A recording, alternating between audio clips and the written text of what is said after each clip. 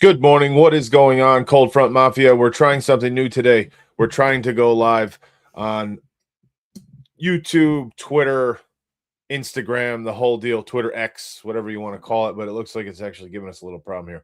Premium content is required. Oh, would you look at that? Okay, don't have that.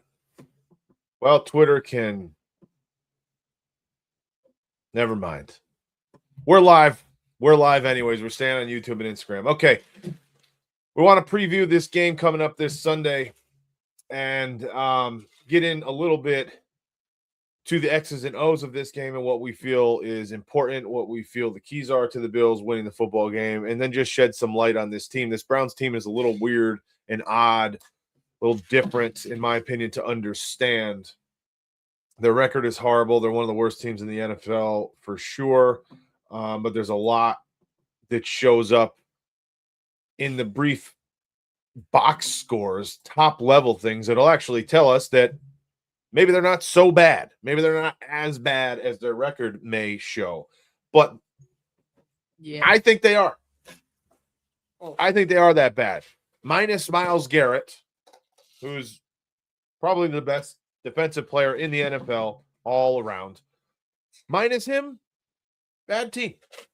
Bad team from top to bottom, in my opinion. And we even went into watching some film of Denzel Ward and Tyson Campbell. They're two defensive cornerbacks who at one point in time, for Denzel Ward, was an absolute stud. This year, advanced analytics-wise, not so much, right? We watched all the touchdowns given up, and then another 15, 20 reps from Tyson Campbell. From decent wide receivers, mind you, he got absolutely torched. He has not been a shutdown cornerback whatsoever, nor has Denzel Ward.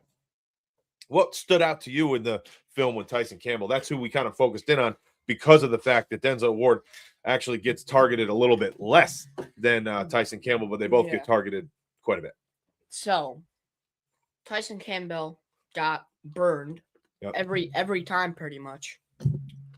In his defense, he's not wrong, but in his defense, we were not, because we don't have 15 hours to watch film, we were not watching clips of him shutting down receivers. We wanted to see where his weaknesses were, and that's generally how I watch film.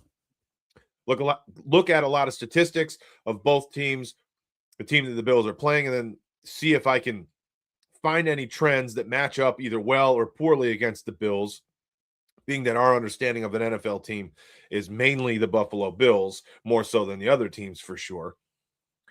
See where our matchups are, both positive and or negative, and then I get into film as well in said areas that I think that we have a leg up or maybe a leg down, and then I make sure that the film either follows suit with what I saw with statistics and trends and things, and then come to my conclusion. That's how we do it. Yeah. Are we the best in the business? I mean, listen, we're not even in the business, so who knows? But that's how we do it. So, yeah, I think I said this every time, and I wasn't right for 2 games in a row. I think Keon's going to have a big day still. Because now why I'm feeling more confident about saying this. Yep. Tyson Campbell got burned by, Ja'Marr Chase. He's fast, though. T. Higgins is more of a Keon Coleman body.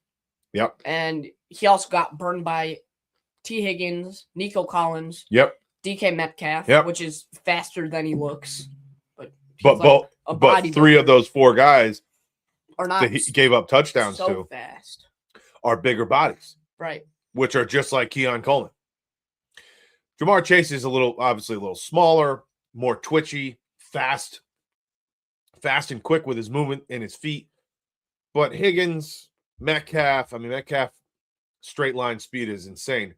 But Higgins, Metcalf, and Nico Collins are big bodies. Strength is their number one attribute. And hands. Strong hands. You're right. You're absolutely right. So If there's a day, depending on who matches up against Keon, if there's a day to get Keon involved, I think it's now against that defensive backs or those defensive backs. Yeah. I agree with that. So let's talk a little bit about the. I think we'll get into that a little bit more later too. Number one, this is what I meant in the beginning by the Browns almost looking better on paper than, in my opinion, they actually are defensively. Yeah. They give up 23.7 points per game, which is 19th in the NFL. Okay.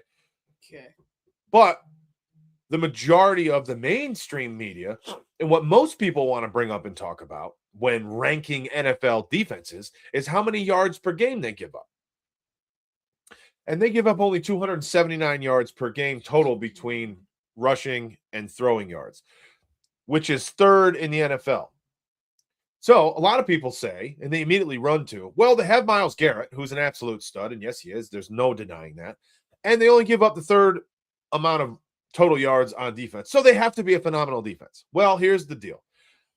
I didn't feel that, and I'm curious to see what the DVOA shows, and we don't have access to FTN. We don't have DVOA in any situation. We haven't paid for this subscription. If they would like to give that subscription to us because we're this fantastic up-and-coming social media outlet for the Buffalo Bills and or the NFL, please, we're here. We'll take it. Yeah. You want to give us access to that? We won't abuse it. We will use it in the proper context, but we don't have that subscription. So I can't give you DVOA. What DVOA tells us is it's basically EPA, but taking into account the opposition and how good the opponents are in any given set situation. Right. Yeah. The Browns haven't played the hardest schedule in the NFL. They had a rough go of it in the beginning of the year where they played some really, really stiff competition. But since then, they haven't played the greatest the greatest schedule in football. I mean, and they're still 3-11. So. Well, yeah, they're just simply not right. They're just not. They're not good. Right. So the bottom line is that 23.7 points is more indicative to me of their offense, and the 279 yards is more indicative of their offense as well. So I'm not saying they're a bad defense, but I'm saying they're not the third best defense in my opinion. And here's why I'll tell you. Because the average field position given up by the Cleveland Browns, and this is key, the Cleveland Browns opponents start their drives on average at their own 34-yard line. Okay? So if they are playing anyone, that other team, each drive that they receive the football, whether it's from a punt, a turnover, or a kickoff return, or turnover on downs, whatever, they're averaging starting their drive on their own 34-yard line. That's 31st in the NFL. Yeah. Almost last. And they're only not last, I should say, by 1/10 of 1 yard. Who's last? Last is Las Vegas Raiders. Yeah. Horrible Also team. a terrible team. So the Las Vegas Raiders, who are worst in this department, their opponents start their drives on the 34.1 yard line. So 1/10 of a yard difference. That to me tells us why they don't give up any yards.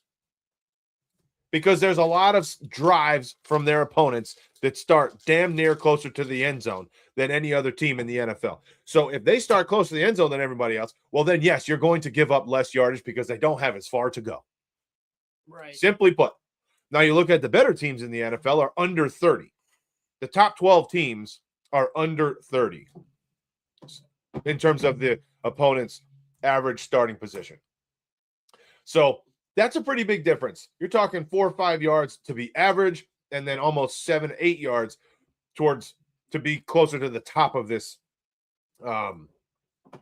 metric, so to speak. So I didn't want to get it twisted. I wanted to make sure, and that was a big key to me, that I'll be right back. that the opponents start their possession a lot closer to the end zone than all the other teams.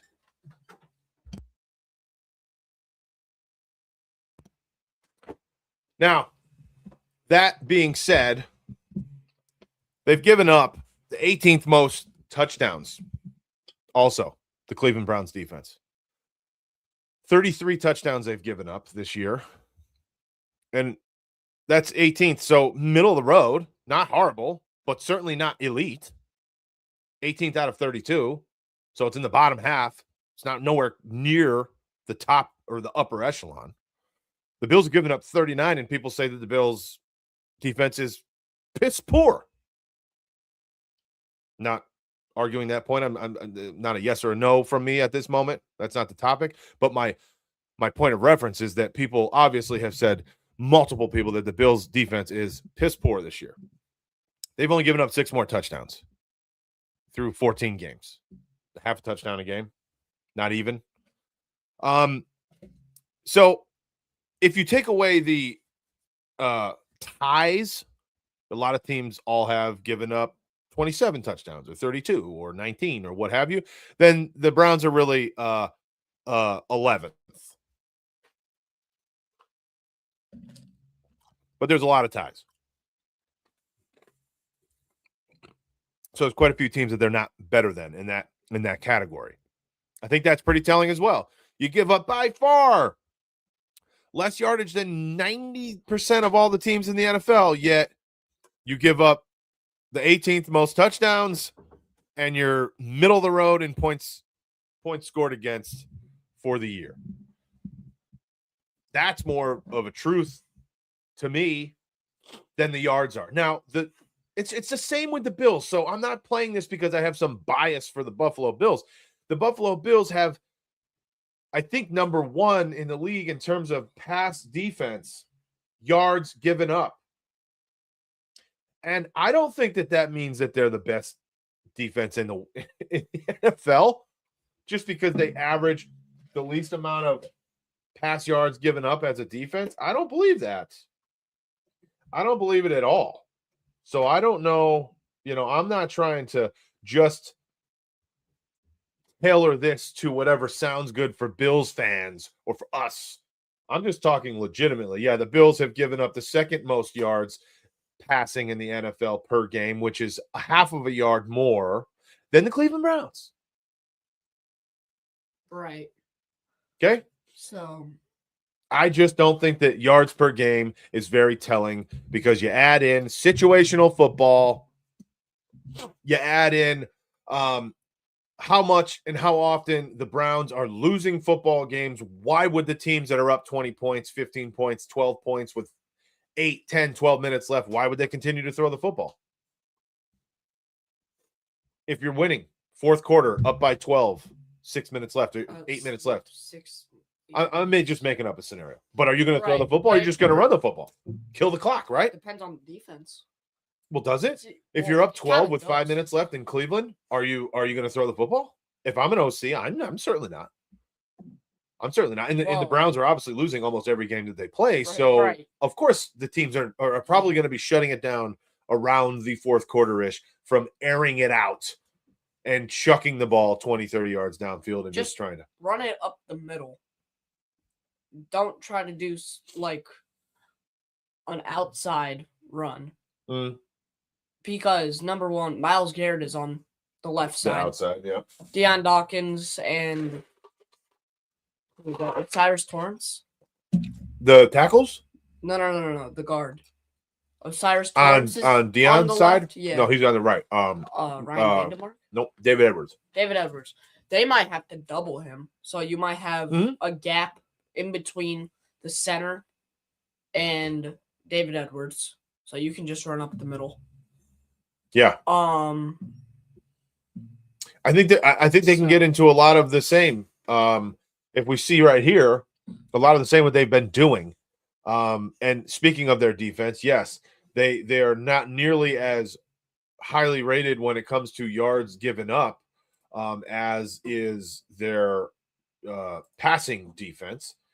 They are averaging, I believe it's 110 yards given up on the ground. Let's see here, which we are correct.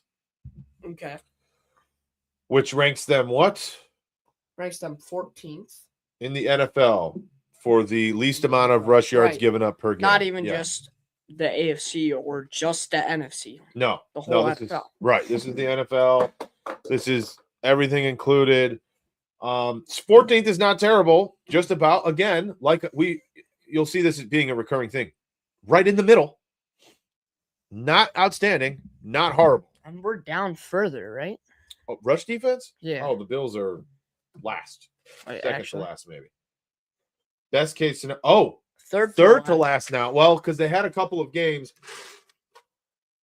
against the Bengals and the Steelers where they gave up like 50 and 60 yards. It's upsetting that the Jets are in front of us. And the Giants are one behind us. Yeah. So again, is that indicative though? what? Yards per game given up. Is that a true testament of whether a team is good or not, though? No. I don't care much more about anything other than points. Right. And that's not always on them either. You got to look at a whole lot, in my opinion, to tell a true picture, paint a true picture. EPA, estimated points added. That is a great number for me. DVOAs are certainly super important as well. But again, shout out to FTN. Help me out. Help us out. We need DVOA statistics, and we don't have them. And it's because it costs a lot of money. So if FTN would just do us a favor, we're here. I'm only kidding. At some point, we'll get them. If you guys subscribe to this channel, if you get enough, and you like this thing and you share it and you put your notifications on, and people continue to communicate back with us and subscribe and follow us on all these channels, well, then we will have the ability to continue to give better content with better statistics and have more of the access to this information that'll help us really truly dive deeper and get even better information, which we have no problem doing. But it's just a matter of, should we pay this kind of money? Is it going to make sense? The whole ROI nonsense. We do have other things. I have a full-time job. I'm the general manager of an automotive dealership. We own real estate. We own a laundromat. My wife, his mother, is running a laundromat as well. Like, they play Tuesday. He's got a younger brother. They play baseball, indoors, travel ball that started a few months ago. So that's a couple times a week. I'm coaching both those teams. I'm coaching their basketball team. One of them, he's playing basketball. His brother's playing. Listen, I'm just saying we're busy. Okay. So if we can make this something, great. But we need a little help, little assistance. So if you like what you see, just subscribe and follow us, please. Keep us going, and we're going to continue to do this. We have a little bit of a different take. Maybe the way that we think about things is non-biased. Like, I don't care what the Nick Wrights of the world say. I don't care what Chris Sims say, although I'll listen to them. But if I disagree with them, I'll disagree with them. And I don't think that just because you had played football at a certain level means you have a better understanding. Now, maybe mechanically, maybe some really fine-tuned things can make more sense because I played at a high level of baseball. I was a professional baseball player for a few years. I can understand some things that some people can't, but that does not mean to me that someone that never did play can't understand a sport. So we'll have our own opinions, and I am a energy guy, and I'm certainly going to be overstated, most likely. Anyway, subscribe, like that. It's free. Help us out. So the DVOA we don't have, but that's a huge statistic, more so than yards, because it compares you to your strength of your opponent in any given situation. Let's go a little bit further. Myles Garrett has, I think, 22 sacks right now in the season. 22 and a half or 23 is the record for a single season, I believe. And he, truthfully, may break that single season record Sunday against the Bills. I think that might be their only chance to make something happen, is if he gets that early and that stadium goes insane, because it's the one bright light that the Cleveland Browns have seen in many, many, many, many, many years. And that place just goes electric and the energy is there. So I think it's going to be important that the Bills Mafia actually travels well to this game, meaning I think that because it's only, I think, 2 hours, 45 minutes, 3 hours from Buffalo, Orchard Park, where their stadium is, to Cleveland. So I think the Bills will travel well, and there will be quite a few Bills fans in the stadium there to hopefully combat the energy that the Browns may or may not have. But if he gets that sack early and breaks this record that is going to be really difficult for anyone to break ever again because it's been a while, Yeah. then they can get some energy, and I think that's the only way that they have any chance. But don't have a hangover, please. yeah, Like say it we again. Say what you mean by that. So, after we beat the Chiefs, I think everybody got extra excited, and they started, God knows what, doing nobody knows but them, and that might have led us to the loss against the Texans. So, I don't know. Don't do the same. Certainly. We're playing a terrible team. It certainly if you can give happen. them an extra win, that's an issue. So what you're saying is it's happened before. You play such a big game in the NFL, such a high energy game.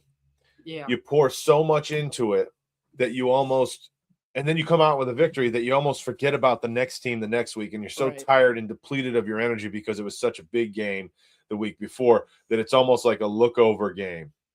And you don't put the focus into the next game, right, as you should, because you gave it all to the last one. And you're still thinking about that, and you're not thinking about it. That happens often, and even at this level, believe it or not, it absolutely does. And the Patriots game was such a big game for them that I guess there is a possibility. We have played the Bills, I'm saying, have played down to their competition multiple times this year.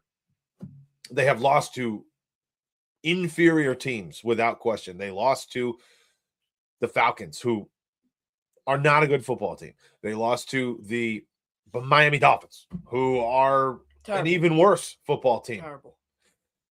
They also lost to the Houston Texans, who right now are one of the better teams in the AFC. And I think if there's any chance of anyone making the Super Bowl over the Bills in the AFC, it is the Houston Texans. That's just me. That defense is nasty. There's also the New England Patriots, though. Let's not forget about them.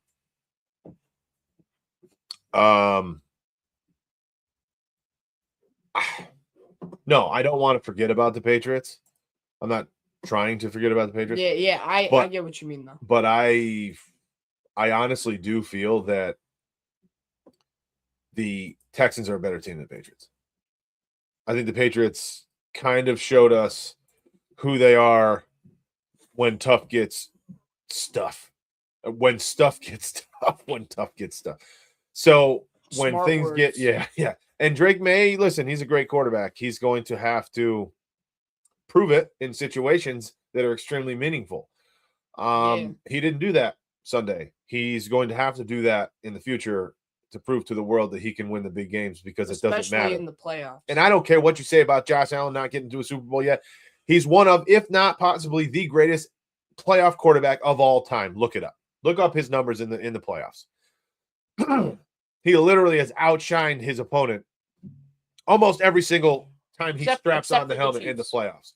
No, but I'm saying his individual numbers, as a quarterback. Definitely outshined Mahomes. I mean, you look at a couple of the losses against the Chiefs, they were simply, there's nothing else the man could have done, especially in the 13-second game. With 13 seconds, he gives his team the lead. They kick the ball off, and they end up, I mean, that's what is he supposed to do? That's the defense's fault. That's what I'm saying. Not his fault, right? Right. I just don't think that any of it is his fault. Anyway, God knows what's going to happen with this new kicker too. So, well, yeah. So Michael Badgley, right? Badgley, yep. Yeah, Michael Badgley. 30 years old. About, yeah. Roughly 30 years old. Career statistics are not horrible. Actually, maybe 31, actually. Let's get this to you. I mean, he's younger than Matt Prater, though, so that's already a start. Oh, well, yeah, kind of hard not to be, right? Kind of hard not to be. If you can't make points, then I don't know. Matt Prater What do you probably mean if has you to can't make points? Well, if he can't make field goals, Mhm. doesn't matter the age. And he was released for inconsistent PAT extra points. That's true. So the reason that he was released from the Indianapolis Colts earlier this year is because he missed 3 extra points. And I will say that that's kind of been our thorn in the side is extra points. He hasn't been all that horrible in his field goal prowess, especially under 50 yards. Under 50 yards, he's been an absolute stud kicking the field goals between the uprights. Who, Prater or Tyler Ress? No, Bagley. Oh. Yeah, I mean, if you look at this here, he's got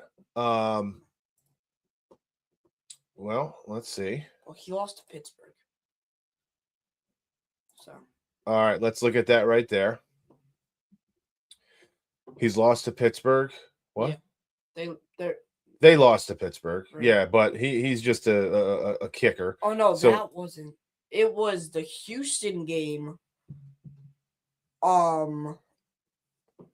He missed an extra point. Yeah. Yep, and that brought them to not stay within a field goal range. Right. That is correct. And that's just about that's when they let him go.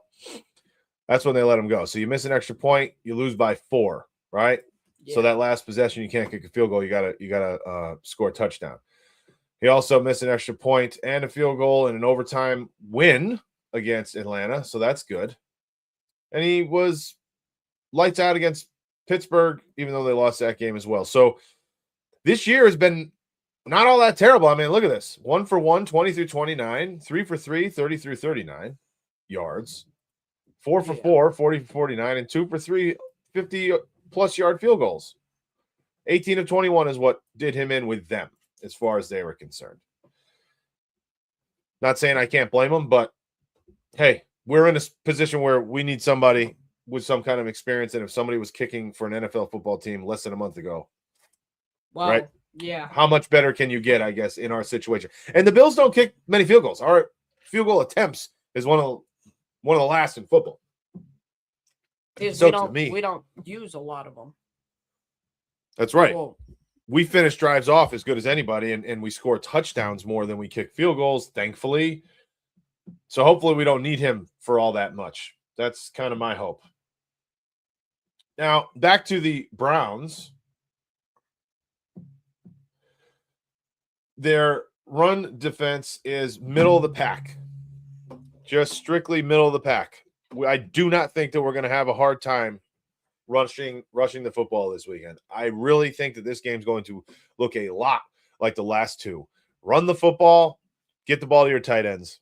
I know you're saying Keon Coleman. I'm not saying that it's not a thing. I certainly think he's going to have as good a chance as any of the wide receivers. Slot. I don't disagree with that. I'd love to see him a lot more in the slot and to get his actual routes in the slot. We'll see. We'll see. But I can't complain about wide receiver usage lately because we're scoring 30-something points a game almost with ease. I'm not really complaining, but what I am saying against this team is going to look a lot similar. Their weaknesses in their defense, although their defense is not bad, their weaknesses are running the football, intermediate passing, especially to tight targets. And what I mean by a tight target, not a tight target necessarily, but a tight formation. Oh, okay. Receivers that are lined up tight to the line of scrimmage and tight to the masses, to the football, not slots and not wide outs that are wide of the slot area, closer to the sideline. Not them. But receivers that are lined up very close to the offensive linemen are the Cleveland Browns' biggest weakness. They are 18th in the league against said receivers with an EPA of plus 0.21. EPA on defense, you want to be negative. Why? Because of the definition points added. Okay.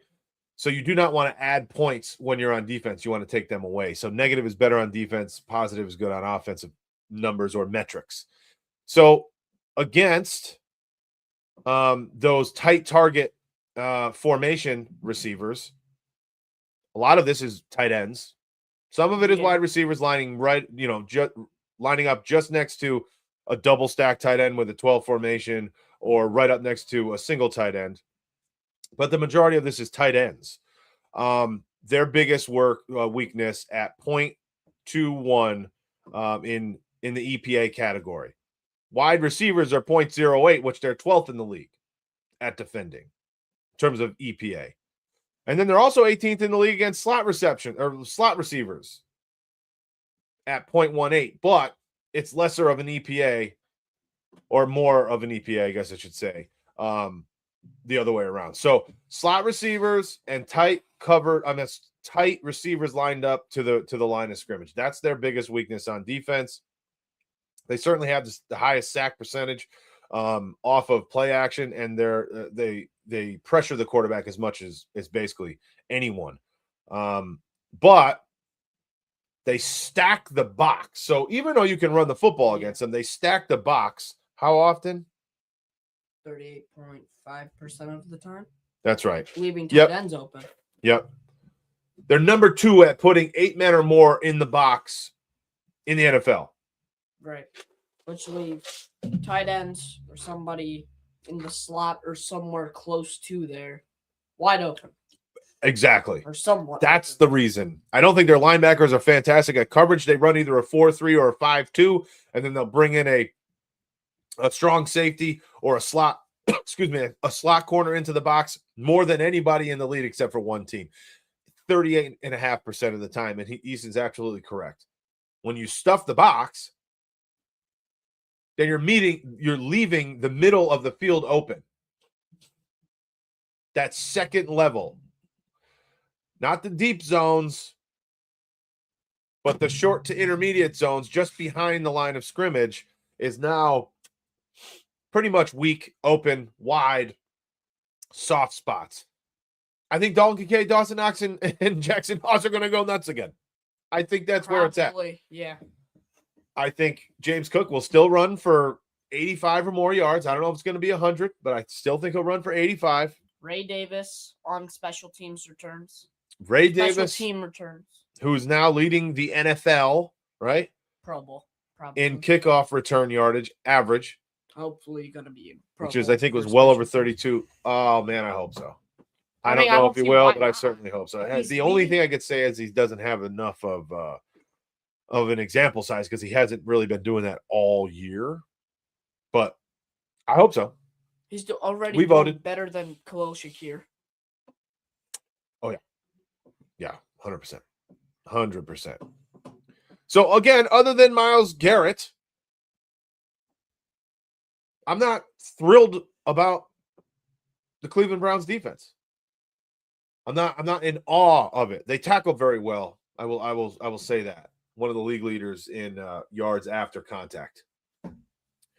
I give them that 100%. Very, very solid tackling team.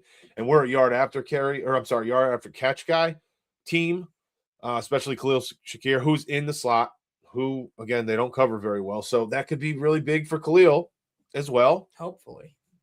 Yeah, again, we don't really care, right? I mean, if they could do exactly what we wanted, I would love to see Keon with like 8 catches and 2 touchdowns. We love Keon Coleman.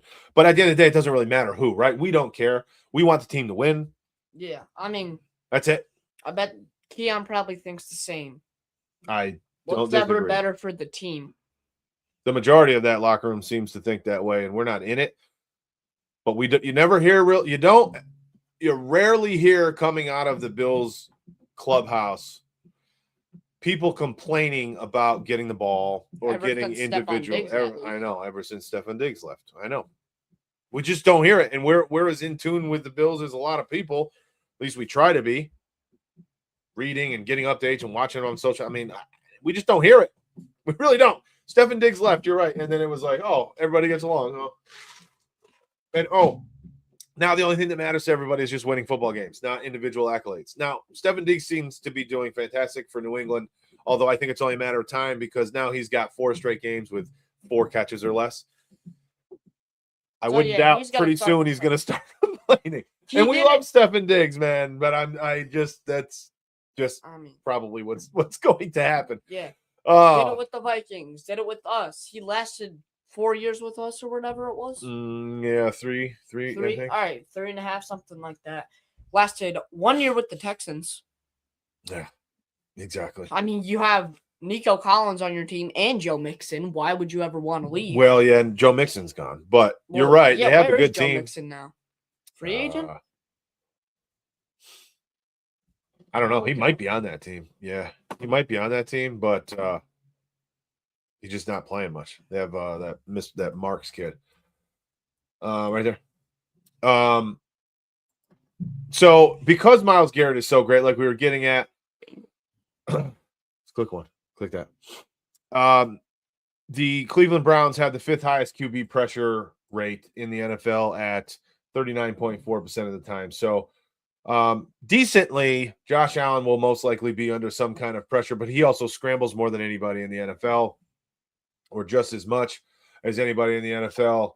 So, he's on the IR, non-football related. This is Joe Mixon, non-football related injury reserve. So yeah, he's still on the. It's basically though. Like retired. Healthy nope. Scratch. Oh, okay. Yeah, you can get rid of that. Sorry. No, you're good. Sorry. So healthy scratch kind of thing. Yeah, but for like the whole year. So one of the best pressure teams of the quarterback because of their D-line, because of Myles Garrett. Okay. We're going to have to chip him, double him, scheme him, keep him off of Josh Allen. He's going to get his. I'm not going to say he's going to have 5 sacks. I don't think that he'll sack Josh Allen 5 times, but he will have 1 or 2. I'm pretty darn sure of it. And it's just our job to keep him off of doing it too often and having a game record day. But Josh Allen needs to evade him as well. Get the ball out quick. That stops pressures. And that is what their weakness is, like we just said. Tight targets, slot targets, running the football, and short air yardage targets are their weaknesses. So that should pretty much take away the majority of the pressures in the sack game. And they're stacked in the box, which just leads right into that. So I think the matchup between the Cleveland Browns and the Buffalo Bills highly favors the Buffalo Bills. I really mean that. I mean, obviously the Browns don't match up well with anybody. I mean, look at their record, but I'm really not finding much this week that the Browns should be able to handle and take care of. Right. That's not being overconfident. That's following the numbers and letting them kind of speak to me. So here's the Browns offense. We went over the Browns defense, which is what they are known for. And what will ever keep them in a football game if they are ever in a football game. The offense is not it. Yes, Shedeur Sanders is now playing. Shedeur Sanders had possibly the worst game an NFL quarterback could have last week. Your rookie's back. Yeah, it was bad. And I think he's better than the Gabriel experiment, but he's not good. He's not good. I'm not worried about Shedeur Sanders. But let's just take a look at this really quick. The Cleveland Browns offense, 32nd in EPA per play at minus 0.27. Remember now, offense, we want to have positive numbers. 32nd EPA per pass play at minus 0.37. 29th in EPA versus a run play at minus 0.37. 24th in play action percentage, which is 22.8%. They just don't run play action. Play action usually works for offenses when they've established the run game, which gets the defense, I don't want to say nervous, but looking out for the run and trying to anticipate the run. And when that happens, a fake run then opens up the pass game. Clearly, teams are not worried about their run, their rush attack, or much of any of their offense because they don't run play action almost ever. 32nd in target separation. So the receiver that the ball gets thrown to is dead last in the NFL in terms of the separation that they have on said target. That's only the target. It doesn't mean that there wasn't somebody else on the other side of the field that was more open than 3.1 yards. That could be, and that's a poor job on a quarterback for misreading and throwing the ball in the wrong direction. But target separation is 32nd at 3.1 yards. And they're 5th in the amount of time that they pass the football versus run the football. See that, Ace? What's that percentage there? 60.5%. 60.5% of all their plays are pass plays, 5th. which is 5th in the NFL. So heavy pass. Why? Because they can't. That's all they have, pretty much. And they barely even have that. But yes, you're right. Because why? They're last in EPA per pass play. I mean, I shouldn't be laughing. We can't overlook this team, like he said. We still need to come in and play Buffalo Bills level football. But if you do that, we'll be fine. This is what we're up against. That's correct. Red zone defense, 16th in the NFL at 58.5%. That's a touchdown percentage. So of the possessions that the offense gets into the red zone against this Browns defense, they are midway through as far as letting up touchdowns. Touchdowns only, not total scoring, but touchdowns, because that's what the Bills want, especially if we have some brand new kicker. We don't want to put them to the test if we don't have to, although the red zone's only in the 20-yard line. That's true. All right. Yeah. So 20-yard line would be a 37, 38-yard field goal. And their third down defense, which I thought was another, I'm trying to find some goodness for them. Third down defense, they are 12th in the NFL. They only give up third down conversions on 37.5% of the third downs that their opponents have been in. Pretty good, right? That's not bad. Not terrible, no. I shouldn't. We were going over offensive numbers and I forgot. I just wanted to squeak those in for the defense. Give 12th. them. Yeah, right. That's not bad. Not bad at all. So here we go. Shedeur Sanders is the one that this is going to be up to. Jerry Jeudy, number 1 receiver. Put Maxwell on. I don't know. I'm not worried about it. Not flabbergasted or anything. No. Jerry Jeudy has shown flashes, but I'm again not worried about it. Crazy ones though. Quinshon Judkins, their number 1 ground threat, had a pretty decent year, but the problem, he's got over 800 yards rushing, but it's on 220 carries, so he's only averaging 3.6 yards a carry. That's kind of an issue. I will give him this though. Somehow, the better games that they have had that on the ground, I'm talking about, that Judkins has had, is against some of the better defenses. So he's at 6.1 yards a carry against the Ravens in week 2, although they got blown out. Yeah. And he was at 5.2 yards per carry against the Packers, who are also another top 6 defense in the league. And they won that game. Right. Week 3. Not a long time ago. Since then, the last 4 games for the Browns, for Judkins, 2.9 yards a carry for 47 total against the Raiders. Horrible team. 4 yards carry, not bad, against the 49ers for 91 yards. Hey, that's a step in the right direction. Then the last 2 weeks, he's had 26 carries for 47 yards against the Titans and the Bears. Bears, I'll give it to you. That's a great team. They've really shown their teeth this year. The Titans are absolutely atrocious. Let's just talk about the score against the Bears, though.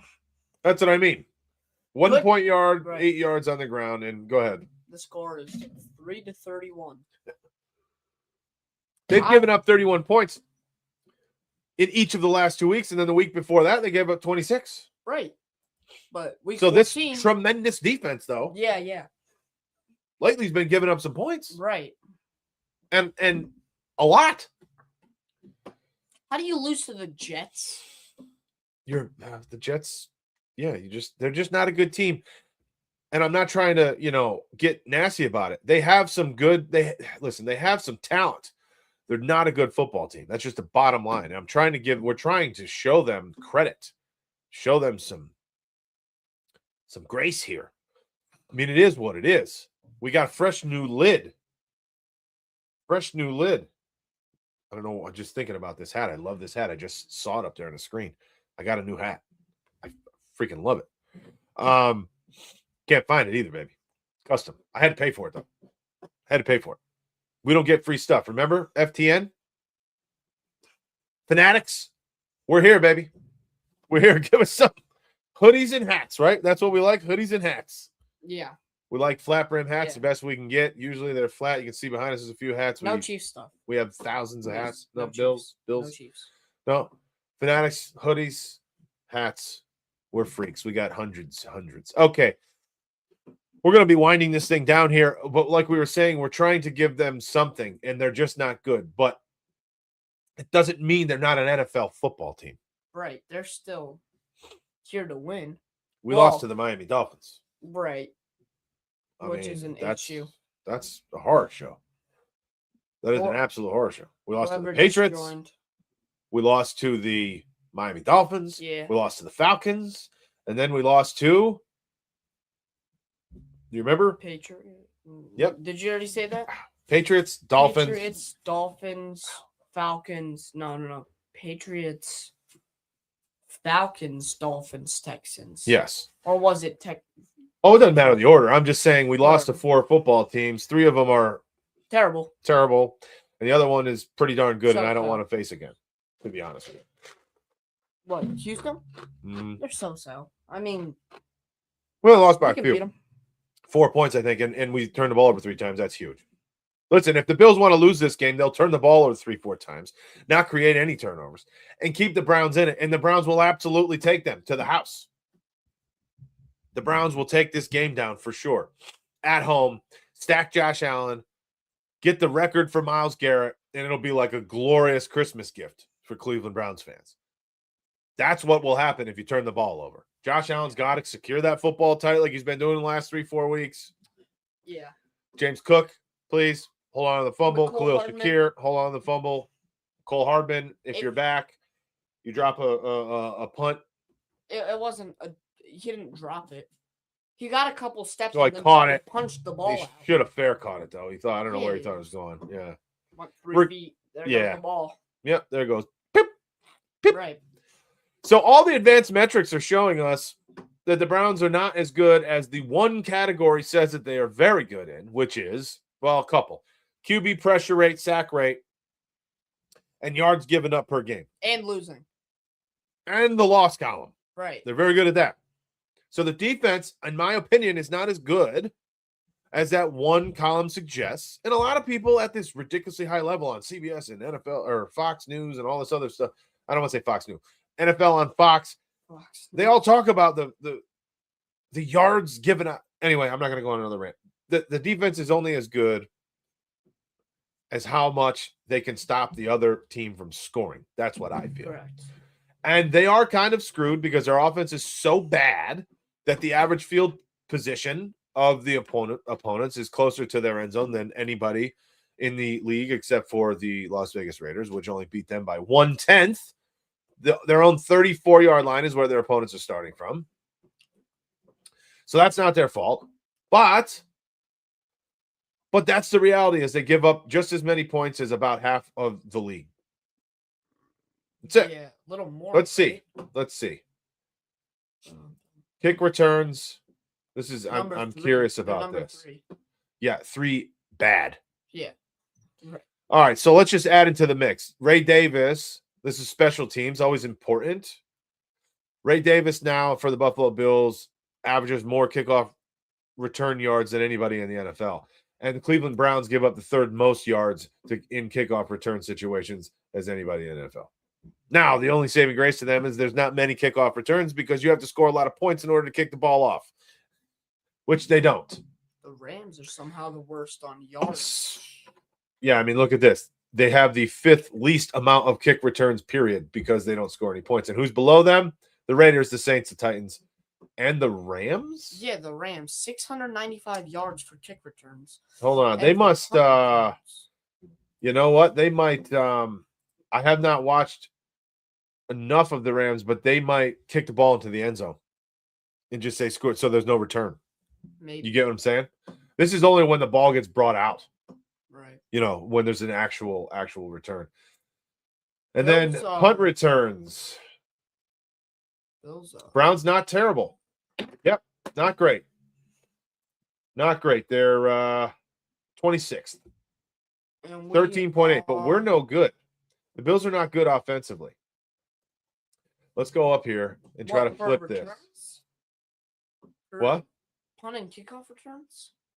Yeah, punt returns. Khalil Shakir is not. He's nothing crazy. Nothing crazy. We don't need anything crazy. Just get 10, 15 yards like he usually gets. Well, it's more like 8, but that's fine. You can get that. Let Josh do his thing. Let the offense do their thing, including Khalil Shakir. Yes, agree with you there. He has a lot more yards as a wide receiver than he does a punt returner. Ray Davis, for sure, do your thing on kickoff returns. I think he needs a little more love on handoffs. Ty Johnson needs. You think Ray Davis deserves more carries, like more opportunity? Yeah. Okay. Ty Johnson screens. James Cook up the middle always. Ty Johnson screens. I think that's another thing. I agree with that.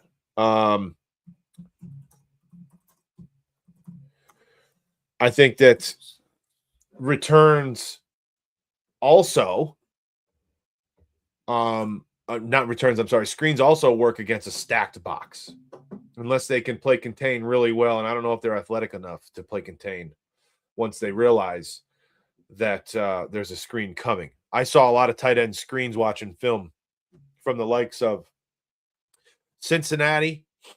Mike Gesicki or Gesicki. Yep. Okay, I'm saying against Cleveland. And Green Bay did it a few times with Kraft there. And I think even did they play the Ravens? Yeah, they played the Ravens, of course. The Ravens ran a couple with Mark Andrews and they won. And Isaiah Likely. Talking tight end screens, yes. So I think that is another thing that can be, put into play here. So, hey, we'll see. But the bottom line, I think we're going to wrap this up. What do you think, East? Yeah. Yeah. Don't give up on anybody in the NFL. They're still an NFL football team. Come to play, do what you do as an NFL football team and as a high-level organization as the Buffalo Bills are. Do your thing. Don't walk in there thinking you're going to win a football game easily, and you're going to be just fine. You can run the football, establish your tight ends, almost the exact same keys as we had last week.